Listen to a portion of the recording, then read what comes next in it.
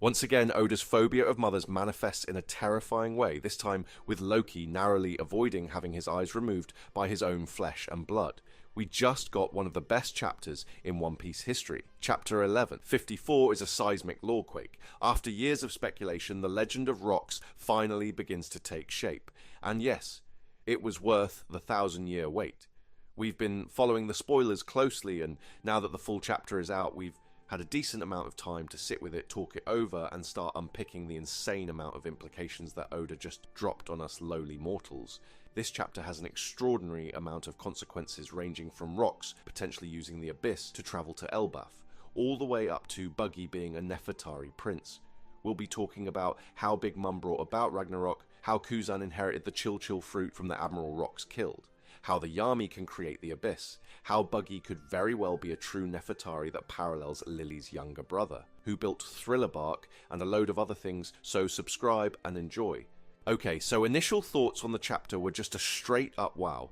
Obviously super excited to see Rox's face, but I wasn't really ready for such a hugely deep chapter in terms of lore. Every time I've thought about it, I've noticed there's something else, so this is going to be a long video for sure, and I'm guessing we'll all figure out some more stuff down the line.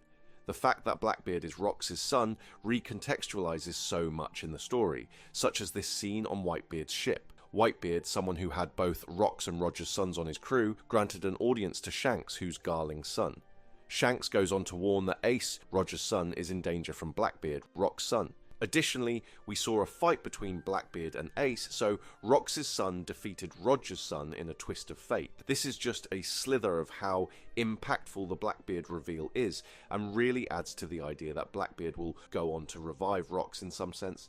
Anywho, the chapter is called Unable to Die, so straight off the bat we have some spicy lore relating to Rox.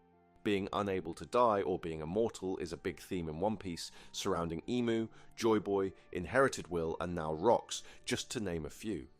There are likely multiple meanings behind this title, such as Blackbeard keeping Rox alive by inheriting his will, or it could be an allusion to the fact Rox didn't really die at God Valley. The chapter number itself is 1154, and in 154 Kureha introduced the Will of D for the first time, saying the Will of D lives on, again alluded to in the title Unable to Die. This happened recently when we saw Loki asked to join Rox. That chapter was also exactly 1,000 chapters after another Drum Island scene, but this time when Hiruluk sacrificed his life. We went into detail during a recent video about what this means, considering Rox probably did the same at God Valley, and how the two are connected. Not only that, but Roger was correctly named exactly 1,000 chapters before Rox, adding to their long-standing ties. In the cover page we see a reference to a hero of the West and his grave. This appears to be the grave of Shimotsuki Ryuma, desecrated thanks to Moria's theft of Ryuma's body and sword. Ringo is renowned for its cold climate, something that touches on multiple times in this chapter, for example with Big Mom and the frozen shipwrights. Returning the sword might bring Ringo back into the sun, causing the snow to melt and sakuras to bloom. We're sure to see Wano again when it comes time to reveal Pluton, so it's likely a restored Ringo will be shown around the same time. Now, onto the chapter itself. We open with the consequences of Big Mom's rampage. Interestingly, it seems to have brought about a blizzard, which is pretty wild considering she's dubbed the God of Destruction. So we are seeing Big Mom bring about her own form of Ragnarok.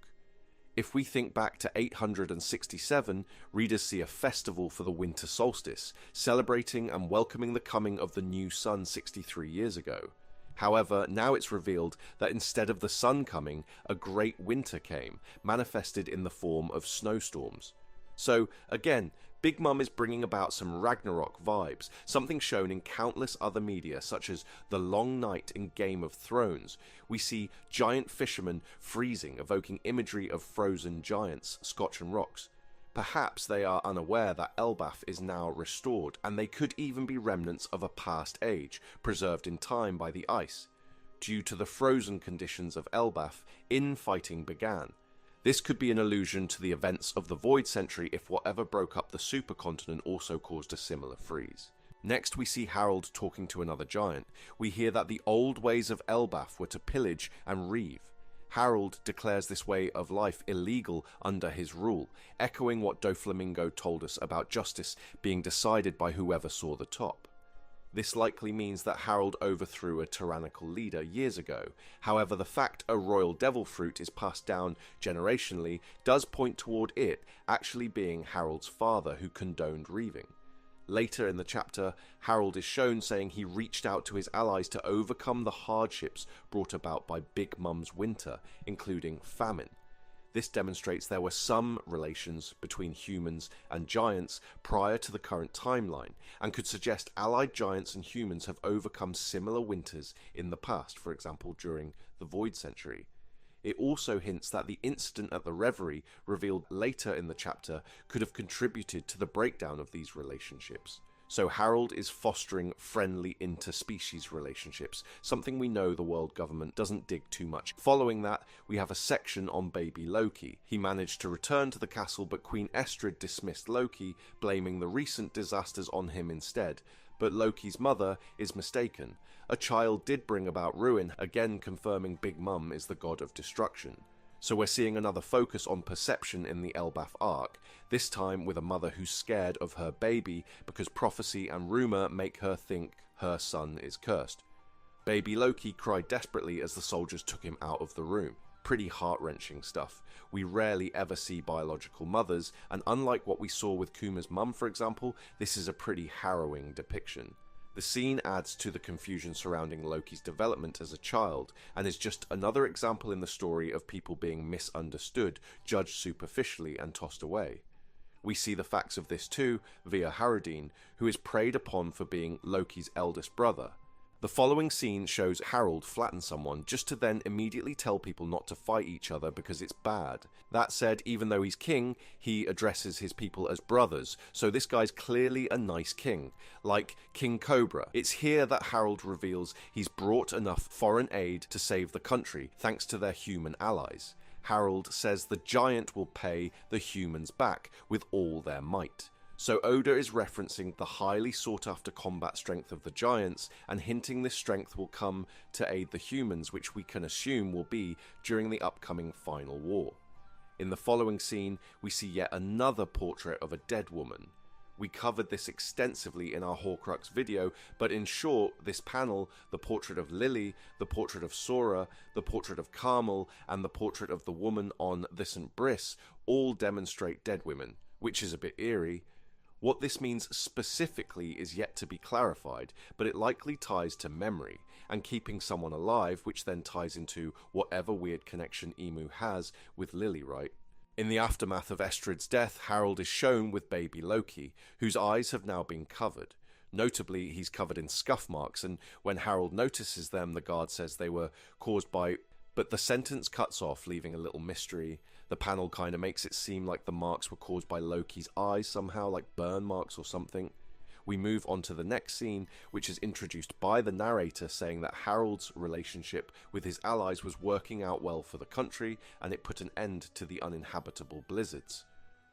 So, Oda is pretty much directly telling us here that by making peace with other nations, balance was restored.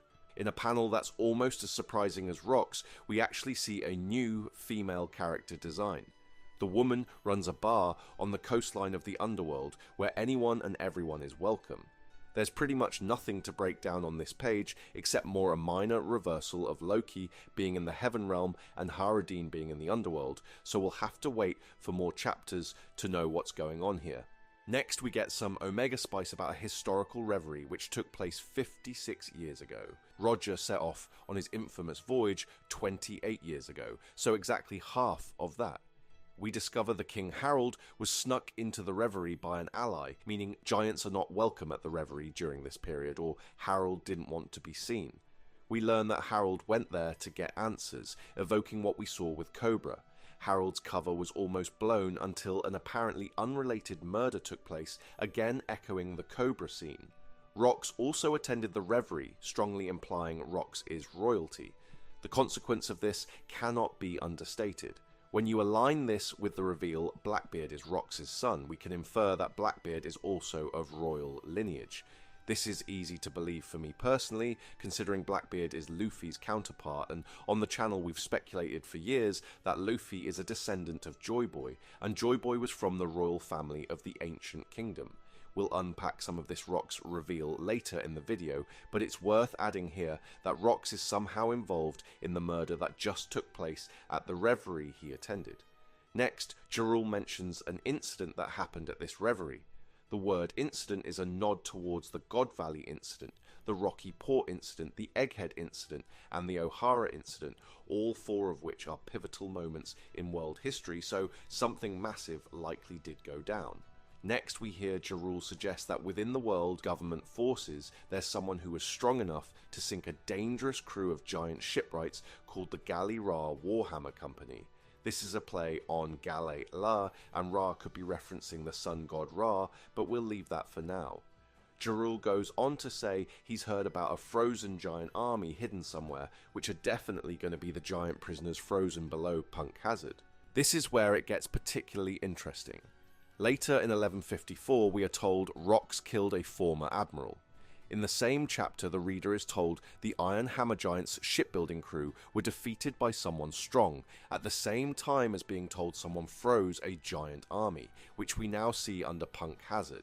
Now, when we put that against the timeline of Kuzen's age, his former position as admiral, and his relationship with Garp, it indicates that the previous admiral may have had the Chill fruit prior to Kuzen.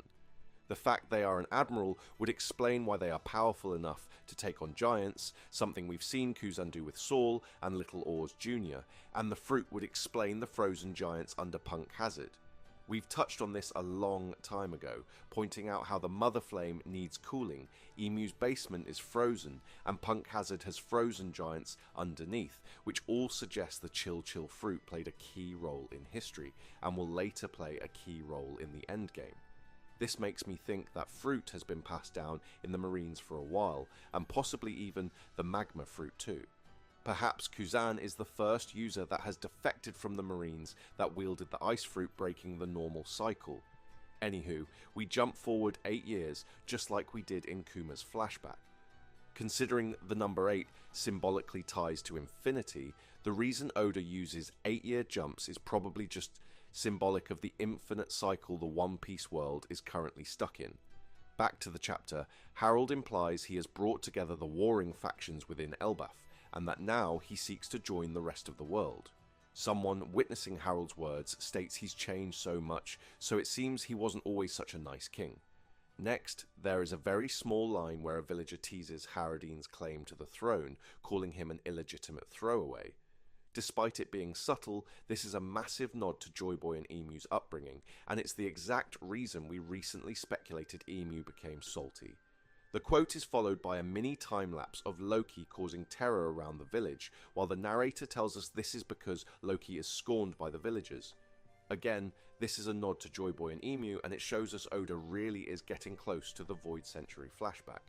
Oda continues with the parallel showing Loki and Haradine fighting over their father's ideals. Loki says, "Being cocky is my right because I am a prince," echoing the celestial dragon's perspective. Haradine says people should try to see other points of view, so obviously this would be Joy Boy's perspective. Naturally, Loki's lineage gives him the superior strength needed to defeat Haradine fairly easily, highlighted when Loki says, "It's because of your mum's filthy blood." Now, this next bit is pretty nuclear. Loki cries out in pain, saying he can't even die. This is accompanied by a quote from the narrator saying, "Nothing Loki did ever filled the hole in his heart." The super important bit here is the narrator saying, "hole in the heart." This is because the One Piece treasure is a heart, in my opinion. I also think Emu has a missing heart, which I would get into now. But the next video is all about what the One Piece treasure is, and what's at Laugh Tale. The video's already finished, so make sure you've subscribed and I'll get that out a couple of days after this. Finally, we get Rox's reveal, where he asks Loki what island they're on. This is very strange. Elbaf is massive, you don't just float there accidentally, so it seems to imply that Rox got to Elbaf some other way. Considering his speculated ties to the Yami, my spider senses tell me that Rox used an awakened Yami ability to travel through the abyss to get to Harold. That could mean Emu doesn't have the power of the Yami, because Emu uses summoning circles to enter and exit the abyss instead. After all, we literally just saw Holy Knights arrive in a very similar style to the Rock's crew, questioning their surroundings and acting confused. Okay, so that's a simple breakdown, but we can get into some details and thoughts and see where this is all going. Firstly, Harold joins nations using roads in an attempt to end all fighting. This evokes Tequila Wolf and the other bridges that have since been revealed. They are centuries old, however, suggesting years ago the roads were intended for the same purpose, to foster bonds between nations and end conflict. This was likely before the world government took over control of its construction. Remember, Tequila Wolf has still not been finished, despite 700 years of construction, implying someone really doesn't want these nations to join together. We can assume this is Emu. Next, we move on to a question I never see being asked, which is, how did Loki get his eyes? We have seen two cases of the story highlighting someone's eyes change already though. The main example is with Denjiro, when he went through his rage-filled transformation. The second is when we saw Emu rage out, so there is a potential tie here to Pain too. Perhaps his mother was cursed in some way during pregnancy, but I'm still yet to cook the rest of that dish up, so I will say though, unless Orochi is his mum, then it definitely seems like something Oda would have a reason for. Now, onto Rox himself. Blackbeard is his son. So, now we know that Blackbeard is carrying out his father's will for one reason or another. Traditionally, we could say that Blackbeard is trying to achieve what Rox set out to achieve, which is said by the world government to be destruction, or perhaps even try to revive his body, as we spoke about recently. Both these relate to the title, but there is another option that we should consider. It could be that Blackbeard wants rid of Rox. Perhaps Rox cursed Blackbeard with his will, and Blackbeard wants to destroy him so he can finally go to sleep and be free. This kind of question needs way more of a deep dive, but it's food for thought. And yes, I am aware that Blackbeard might have been saying Zeahaha, spelt with an X rather than a Z. Rock's design itself is interesting. The two different eyes strongly encapsulate Oda's mysterious eye game he's had going since the early days. His hair is two-toned, which I can pretty much guarantee you adds to what we've said in the past of Dragon. Monkey D. Dragon has both Monkey Clan in his name and Dragon Clan as in Celestial Dragons, hinting to the reader he's of mixed lineage and nobility. Zebek, long speculated to be tied to Dragon, seems to share some of this. I wonder if down that rabbit hole we'd find that Luffy and Blackbeard are going to be related via these mixed races. Additionally, Dragon was actually born the year after Rox attended the Reverie. The chapter portrays the murder that happened at the Reverie is the same murder that Rox supposedly committed, which was against an admiral. 2 years later, Garp, Sengoku and Tsuru joined the Marines, which I initially presumed was to replace the dead admiral. However, it gets really interesting when you consider that on the channel we think Rox was Garp's mentor, so I wonder if Garp was sent in as an agent for Rox or something along these lines initially. Garp is characterized by his own sense of justice, so it all seems relevant. Another detail I noticed is that Rox had people join his crew for selfish reasons, all except Whitebeard. Later, it's Blackbeard that joins Whitebeard's crew for selfish reasons, so it's a cool little reversal there. And finally, the real business. Buggy. It's pretty quickly shaping up that everyone that's been in the story for a while is the son of some Giga Chad, so we can only presume that Buggy Nefertari stocks are going to continue to rise, and actually, no, let's leave it there for today. Remember, the next video is out in a couple of days and is all about the One Piece treasure. If you made it this far, then you just won some green fairy. Feel free to drop your own theories in the comment section or join us in the Discord. For anyone curious about the recent scammer issues, everything is resolved and I've been producing throughout the 6th weeks, so we have a ton of stuff ready to go, thankfully. Anywho, been a pleasure as always. Peace.